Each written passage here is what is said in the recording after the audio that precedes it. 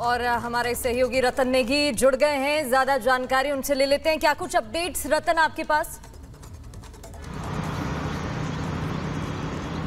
देखिए, उत्तराखंड में बात की जाए तो धामी सरकार के लिए कांवड़ यात्रा को बेहतर तरीके से संचालित कराने के लिए चुनौतियों का समय है और निश्चित और चुनौती से धामी सरकार यहाँ पर सामना भी कर रही है। इस बार आपकी बार अनुमान लगाया जा रहा है कि 5 करोड़ से अधिक कांवड़ यहाँ पर उत्तराखंड हरिद्वार में आ रहे हैं और कई लाखों जा भी चुके हैं गंगा जल भर करके, वो रास्ते में अपने अपने घरों के लिए प्रस्थान कर चुके हैं। तो इस वक्त निश्चित तौर से जहाँ मस्जिद है, मजार है, उनको तिरपाल से ढकने का फैसला लिया गया है। इस फैसले को प्रशासन ने इस तरीके से लिया है जो यहाँ पर जो बात निकल कर आ रही है कि कहीं पर कोई यहाँ पर मतभेद ना हो जाए, क्योंकि तमाम जो तस्वीरें यहाँ पर निकल कर आती है, जो मुस्लिम समुदाय की जो तमाम वो क्षेत्र है, वहाँ से जब भोले वहाँ से गुजरते हैं तो कहीं पर कोई विवाद की स्थिति ना हो जाए। रतन, जिस तरीके से बता रहे हैं कि जो भी रास्ते में मस्जिद है उनको ढकने के लिए फैसला किया गया। सीधे रुक करते दो खास मेहमानों का मैसेज जुड़ गए हैं।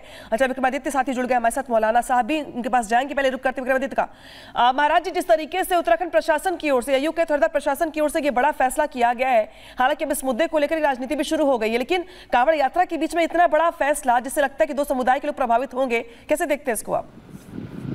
देखिए, हमने पहले भी देखा है जिस प्रकार की घटनाएं घटी हैं, जब भी मस्जिद की तरफ से, मदरसों की तरफ से, मज़ारों की तरागे से कोई भी यात्रा निकलती, चाहे वो राम यात्रा हो, चाहे वो कांवड़ यात्रा हो, तो उसके ऊपर गंदा पानी फेंका जाता है, कई प्रकार से गाली गलौज की जाती है, कई प्रकार से अराजक तत्व जो होते हैं। हमने पिछली बार देखा मांस के टुकड़े तक फेंके गए थे, नालियों का पानी तक फेंका गया था और उससे स्थिति बहुत विकट हो गई थी यूपी के कई क्षेत्रों के अंदर। तो हरिद्वार के अंदर जहाँ 5 करोड़ लोग इकट्ठे हो रहे हैं एक छोटे से उपद्रवी तत्व के कारण से कोई बहुत बड़ी समस्या ना हो, उसके लिए सरकार ने एक न्यायिक तौर पर कार्य करने का प्रयास किया। सोचना चाहिए कि इतना बड़ा अशांति का वातावरण बन सकता है छोटे से गलत दृष्टि से, तो उसके लिए तो ढका नहीं गया है, सामने एक पर्दा कराया गया है जिससे सामने लोग सीधे सीधे निकल जाए और उस तरफ कोई बवाल ना हो। ये व्यवस्था बनाने का प्रयास किया जाए, इसको गलत तरह से नवपरिचित किया जाए। मैं कहूँगा एक बहुत सीधा साधा तरीका है, त्रिपाल से ढका नहीं जाए, सामने एक पर्दा और लगा दी गई। कोई बाहर से बहुत सारे लोग आते हैं, हमारे में ढकने की बहुत सारी जगह आप देखिए, कोई विदेशी आते हैं तो जो वहाँ नहीं जाना होता है वहाँ ढक के जाता है, उसको नहीं दिखाने का प्रयास है। 5 करोड़ से ज्यादा वहां पर लोग पहुंच रहे हैं और हर बार देखा है कि एक पुरानी कहावत है कि जो दूध का जरा छाती फूक के पीता है, सरकार हिदायत तौर पर कार्य करने का प्रयास कर रही है। ठीक है, इसको समझना चाहिए। बिल्कुल, और मौलाना साहब भी हमारे साथ जुड़े हुए हैं, उनका भी रिएक्शन ले लेते हैं। इस फैसले को आप कैसे देख रहे हैं?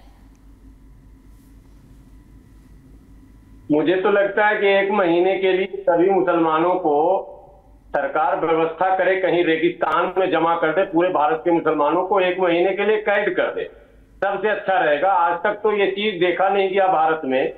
आप सुरक्षा का इंतजाम करेंगे, आपको अगर कहीं डाउट है कि कोई उपद्रव हो सकता है, सौहार्द बिगड़ सकता है, तो आखिर पुलिस की नौकरी है किस काम के लिए? पुलिस इसी काम के लिए तो है। अगर पुलिस ये काम नहीं कर सकती है और सब कुछ प्रिवेंशन के नाम पर ही होगा, तो इससे अच्छा प्रिवेंशन क्या होगा कि 1 महीना पूरा जो सावन का पवित्र महीना है। ठीक है, आपके पास आगे वापस लौटेंगे, अपडेट्स लेते रहेंगे। फिलहाल करते हैं बड़ी खबर का, जो कि कर्नाटक से आ रही है। कर्नाटक में कांग्रेस सरकार ने रामनगर का नाम बदल दिया है। सिद्धारमैया कैबिनेट ने रामनगर का नाम बदलने का फैसला किया है। सिद्धारमैया कैबिनेट ने रामनगर का नाम बदलकर बेंगलुरु दक्षिण कर दिया है।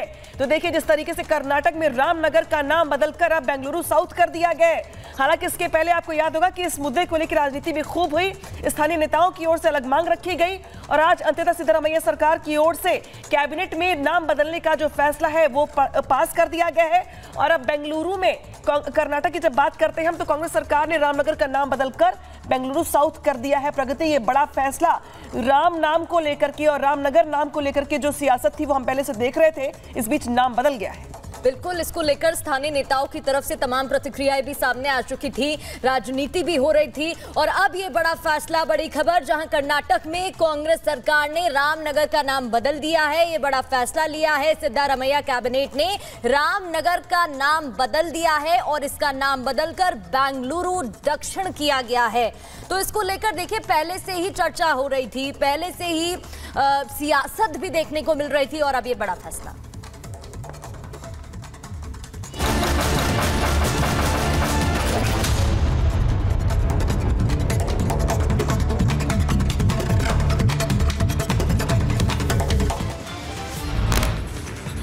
करगिल से प्रधानमंत्री मोदी की आतंकियों को दो टूक कहा, जम्मू कश्मीर शांति और सौहार्द के साथ बढ़ रहा आगे, पाकिस्तान के नापाक मंसूबे कामयाब नहीं हुए।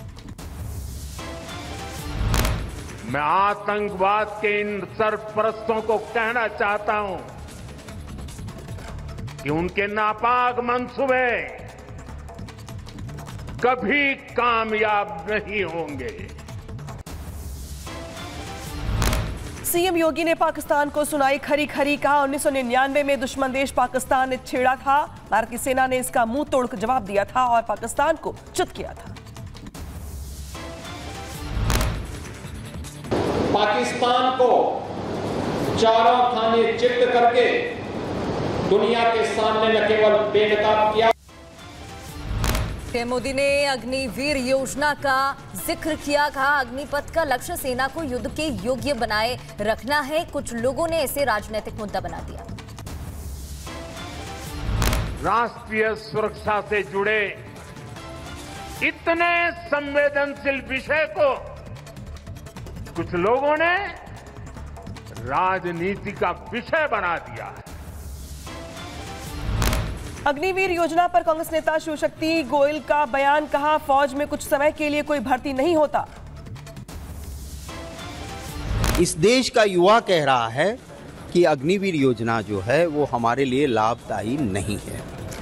देश की फौज में जब जवान मेहनत करके नौकरी पाता है तो उसकी उम्मीद होती है कि मैं कोई लिमिटेड पीरियड के लिए नहीं हूं। अग्निवीर योजना पर बीजेपी नेता रवि किशन का बयान सामने आया। कहा विपक्ष का ये विरोध बहुत ही दुखद है। ऐसा करने से टूटता है बच्चों का मनोबल। यही देखिए, यही सत्य। आज हमारी फौज इतनी ताकतवर हुई, यशस्वी प्रधानमंत्री मोदी जी को उसका पूरा श्रेय जाता है। आज हमारी बिटिया भी फौज की तैयारी कर रही है, तो ऐसे कितने बच्चों का मनोबल ये विपक्ष तोड़ रहा है। टीएमसी नेता डोला सेन का बीजेपी पर हमला। कहा अग्निवीर और बंगाल मुद्दे पर सुकांता के मन में मोदी है तो मुमकिन है, लेकिन बंगाल में कायम रहेगी एकता। पीएम मोदी के अग्निवीर पर दिए बयान को लेकर बोली कांग्रेस नेता रेणुका चौधरी। कहा कांग्रेस को ताने देने की आदत पड़ गई।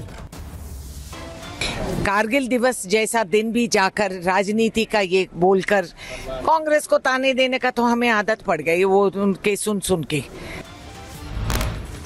अखिलेश यादव का कांग्रेस के अलावा केशव प्रसाद पर हमला। कहा सरकार ने 10 साल में हर व्यवस्था बदली है। मौर्य जी केवल मोहरा है, दिल्ली के वाईफाई पासवर्ड है। आप समझ गए कौन मोहरा है?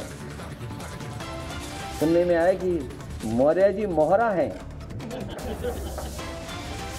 बयान के बाद अखिलेश यादव को केशव प्रसाद मौर्य का जवाब। कहा गलत फहमी ना पालें अखिलेश, कांग्रेस के मोहरा बने अखिलेश, कमल खिला और खिलता रहे।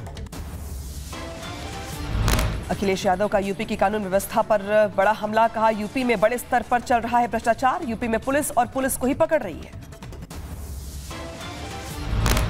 उत्तर प्रदेश के न जाने किस किस कोने में कितने बड़े पैमाने पर भ्रष्टाचार चल रहा है। लखनऊ में सीएम आवास पर लखनऊ मंडल के विधायकों के साथ सीएम की बैठक। मीटिंग से दोनों डिप्यूटी सीएम ने दूरी बनाई। ब्रजेश पाठक दिल्ली हुए रवाना। संसद में चरणजीत सिंह चन्नी और रवनीत बिट्टू की नोकझोंक के बीच उकसाते दिखे राहुल गांधी। अमित मालवीय ने वीडियो पोस्ट करके किया दावा। बोले रवनीत बिट्टू के खिलाफ हिंसा भड़काना खतरनाक। चरणजीत चन्नी के बयान से राहुल गांधी ने किया किनारा। अमृतपाल के सवाल पर आर भारत पर बोले राहुल मुझे नहीं करनी बात। चरणजीत चन्नी के बयान पर कांग्रेस सांसद सुखविंदर सिंह रंधावा का किनारा। कहा यह चन्नी जी का पर्सनल व्यू है। देखिए ये चन्नी जी के पर्सनल व्यूज हैं, पर मैं ये कहना चाहता हूँ कि प्रधानमंत्री जी अगर यहाँ ओथ आप दिलवा रहे हैं तो लोगों को बताइए।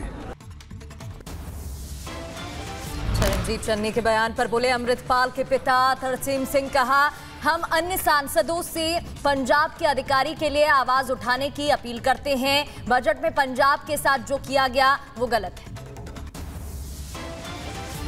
राहुल गांधी की कोर्ट में पेशी के दौरान वकीलों का हंगामा। कोर्ट का दरवाजा बंद करने का विरोध। एहतियात के तौर पर बंद किया गया था कोर्ट का दरवाजा।